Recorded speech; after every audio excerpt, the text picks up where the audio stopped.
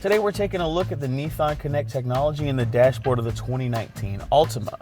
Now what we've got is this really large touchscreen that sort of pops up out of the dashboard like a tablet. That's sort of the style du jour, and it's a pretty good looking dashboard and a pretty good looking screen. This home screen, on the other hand, is a little bit of a mess. It's got icons sort of thrown all over it, mishmashy. You've got 3 home screens to choose from, but it's really hard to see what you're looking at and where to tap, especially when you're driving at 70 miles per hour.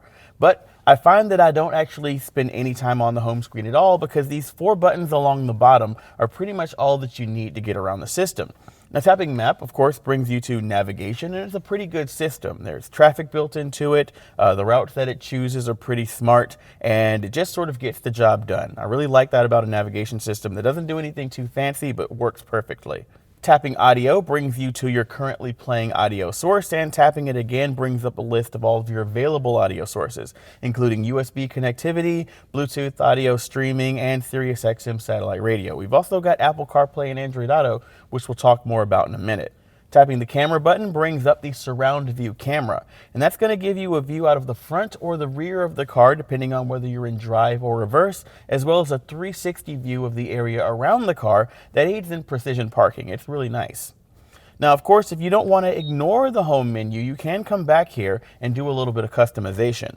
Popping into the settings menu and into customize home screen shows your 3 home screens along the bottom and gives you a selection of widgets and shortcuts to choose from. So if you want your map on your home screen, you just drag it down into the appropriate area, and when you go back home, it'll be right over here. Of course, if you don't want to deal with any of that, there's standard Android Auto and Apple CarPlay connectivity. You just plug into the USB port. There's USB-C standard and USB-C down here at the bottom, and USB-C charging in the back. That's really nice.